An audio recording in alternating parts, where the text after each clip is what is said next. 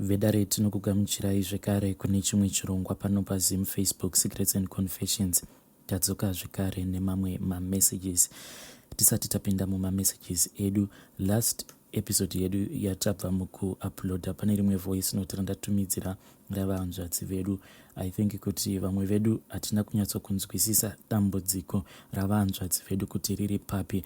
Dzimwe nguva unokwanisa kushungurudzwa neupenyu zvekuti kana ukabvunzwa nevanhu kuti tingakubatsira sei, dambudziko rako rinotangira papi richigumira papi, unotoshaya kana mhinduro. Ndo zviri kuitika pana vahanzvadzi vedu. Zvakangoma hazvo veduwe. Regai patapinda mumamessages atadzoka takakubatirai. Mukomana chemakadi henyu. Ndazouyawo paplatform penyu kuda kuti mundiisirewo nyaya yangu paplatform penyu. I have two matters that are really bothering me. Inini, I'm 51 years. Ndine vana vangu 3 asina baba vacho hatisiteseli. I've went a lot of different negative events in my life, but this one really eats me up. Ndine mwana wangu mukomana uyu ane 23 years. Mukomana uyu akaroora ane 3 years aroora. Asi kubva kuroora kwakaita mwana uyu, mukomana sheka, I went through hell and back. I did, told my son kuti zvoni, mukadzi woda kuroora uyu.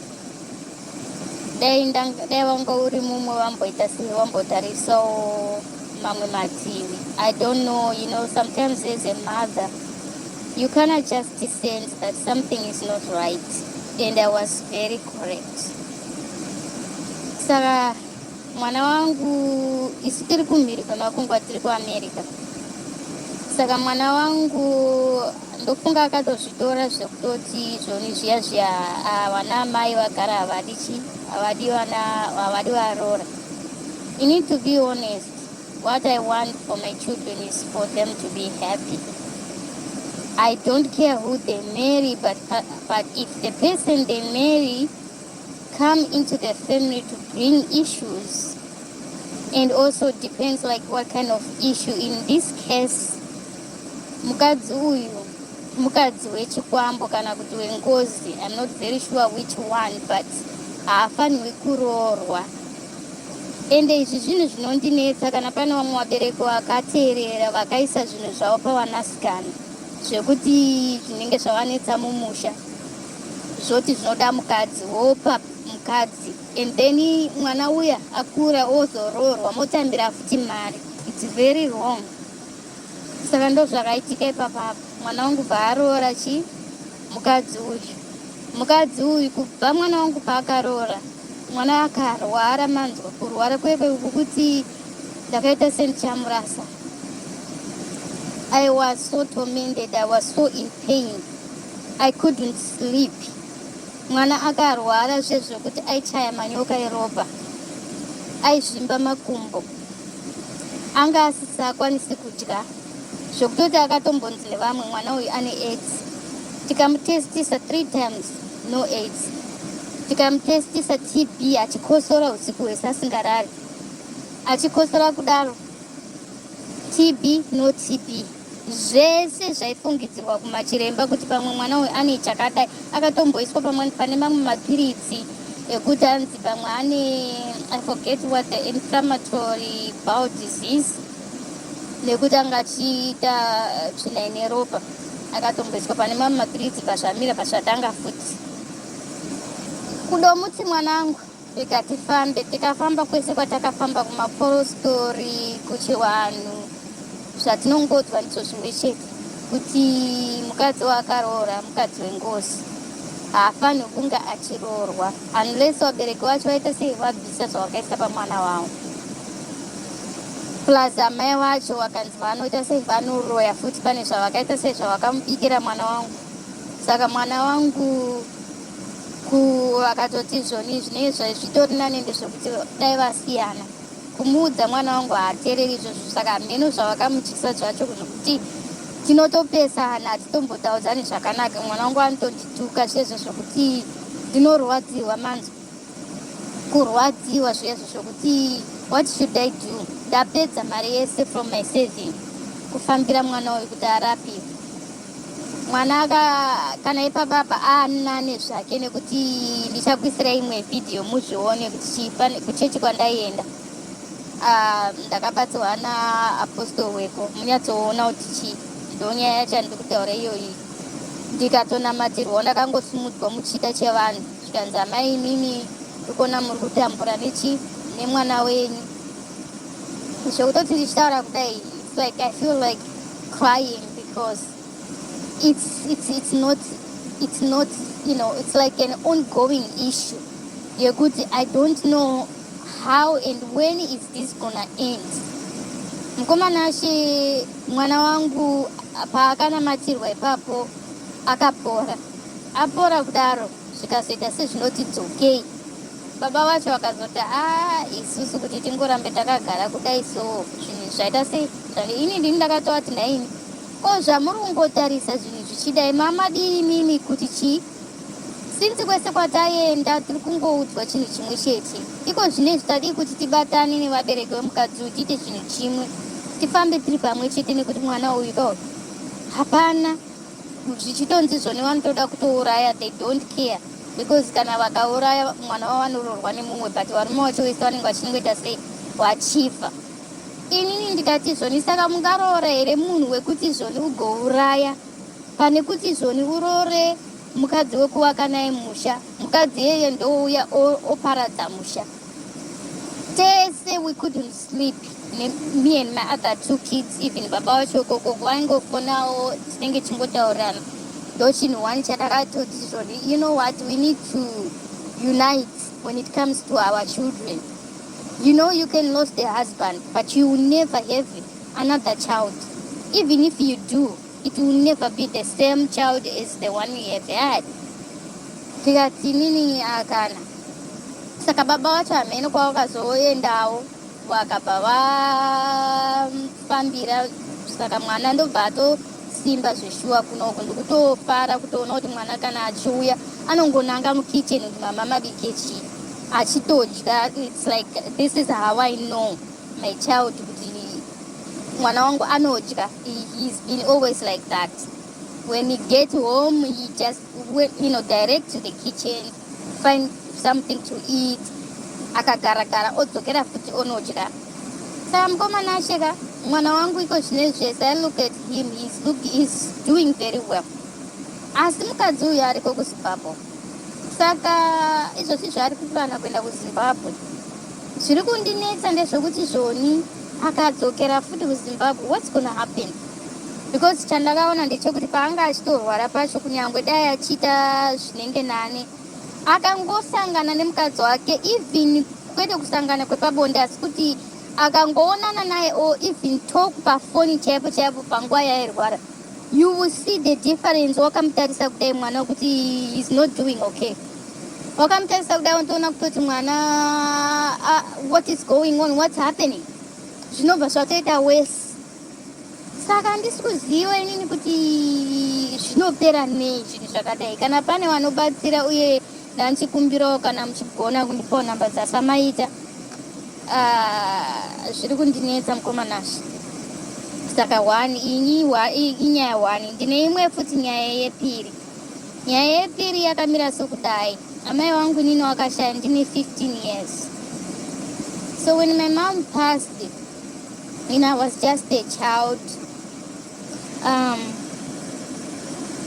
Ndisati ndakuzivawo zvakawanda zveupenyu. It was like the most time I needed the most, because I was starting discovering zvevakomana, akupfimbwawo, and then it's like you don't know what to do in certain issues. Saka asi mai vangu pavakarwara for many years, zvekutoti I remember one time ndakatombonamata kuti Mwari, it's okay to take her because she was in pain. Vakarwara necancer. Saka vachibva vashaya kudaro, takasara. My father was like an alcoholic. He was so abusive. So I started working for people. I remember there was on 2 occasions I almost get raped. Nevanhu vandaishandira madzibaba mudiki vaningina vevarume vachona vakapoda kundibata chibharo pamwe pacho ndikazobva ndatiza kubva ndazoendawo kwandakazoendawo kumwe ndikangosangana nethe same issue.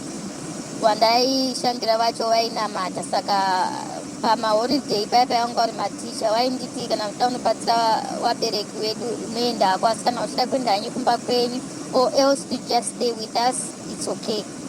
Saka kumusha kwavo kwakune vanasikana vakawanda, saka I just wanted to go ndichingoita enjoying, girls company. Saka one time vari kuchechi vakangodwa kuti musikana anokushandirai madii kuti auye pane zvatiri kuona zvatinoda kumunamatirawo, and then ndobva vaita sei vatumira shoko, ndobva ndandichitya kufamba ndega. Saka ndobva vati bamudiki wavo mudiki wemurume andikerekedze kuenda kwavanga vachigara. Saka akangoita sezvekunonoka kuti tisakwire mabhazi emakuseni. Ndichitoti nini, why are you delaying? Why won't we just board, tiende kuchakachena, tifambe kuchakachena, and then bhazi kuti rinoenda kwatiri kunoenda tinozotadza kuribata because rinenge ratoenda. Nditoona munhu atobhuka hotera. Saka inini ndikati saka hotera yacho yawabhuka marumu mangani? It was one room. Ndikati I cannot sleep in the same room with you. It's not gonna happen. If you want, you can go and sleep there. I'm just gonna stay out here and quite all night. Saka ndobva ndazongotupa mari yandandinayo pandaenda pafoni pandanofona kuti ndiro zviri pano, tiri panapa, and I'm unable to board, bhazi ratoenda kudhara. Saka ivo vanga vane truck. Ndobva vati zvoni, saka muri kupi? Ndikati tiri paheadlands, asi pamudiki vaita sei wabhuka hotel and I can't sleep in the same room with him. Ndobva vazotodriver vakauya vakatitora. So I went through a lot, but then nyaya yekushaya kwamai vangu iri kunetsa pakudai. Mai vangu inini vanga vakarerwa kumusha kwamai vavo, kwakazvarwa mai vavo. Saka zvadaro izvo kuzororwa kwavo and so forth, mai vavo vanga vari vapenyu, vanasekuru vavo vakangomirirawo sana baba, asi vanga vasingazivi kuti baba vavo vari kupi. Asi ivo mai vangu vasati vashaya vakasiya vataura kuti izvoni kana vana vangu vasikana vakazororwa ndisisipo, mombe yeumai ikabviswa, munoungana vana vangu mese nevazukuru, mubaya mombe iyoyo modya. Pane zvimwe zvinhu zvinobviswa zvaamai paya, zvinhu izvi zvinofanirwa kuuya zviri mari iyoyo motenga madrinks, vanhu mofara. I don't want you guys to be thinking, oh, our mother should be here and she should be enjoying her money and whatever.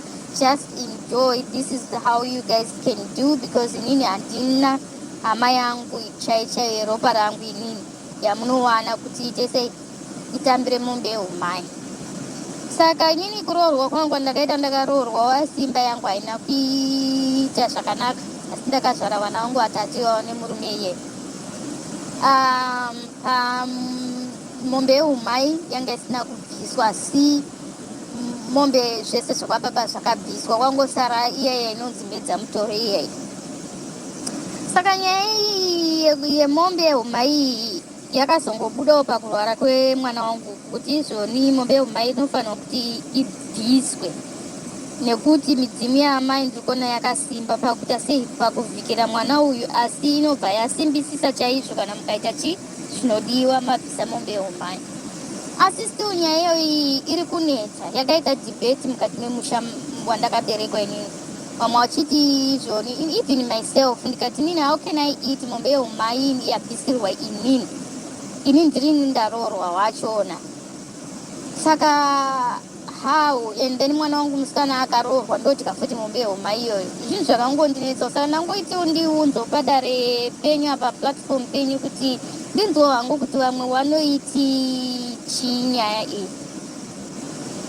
Zvinhu zviri kungonetsa vanhu but zvinhu zvakatorongwa kuti zvinge zvichiitika gore rineri. Saka kungodawo mazano kuti ndinzwewo kuti zvinofamba sei. Kana pane vamwe vakambosanganawo nenyaya dzakadai, iyoyo yemwana wangu yandataura neyo iyi yemombe homa yandiri kutaura, mundibatsirewo mukomanasha. Zvinhu zvacho zvinondonetsa zvechiona todzungaira zvezvokuti ende pane wakateerera kana muna ana mai venyu ndapota hangu kana nyangwe kune vakwasha vari kuteerera ndapota ini mumba medu ndinonzi ndiri munhu anotaurisa ndinoonyererwa because ndinovaudza kuti please rorai vakadzi venyu ava because matambudziko anoitika kana musisipo vana vasara vega. Zvinhu izvi kaizvi hazvimbofambi mushe, hazvitombofambi zvakanaka zvachose. Nditori nefuti brother yangu yakafa ikasiya isina kuroora, vakasara vana vamwe hanzvadzi dzangu ndo dzakazobhadhara. Isusu totoziva takatoitawo go through iyoyo nyaya yekubhadhara zvimwe zvezvinhu zvababa zvavanga vasina kupedza kubhadhara. Saka vanhu roorai vakadzi venyu.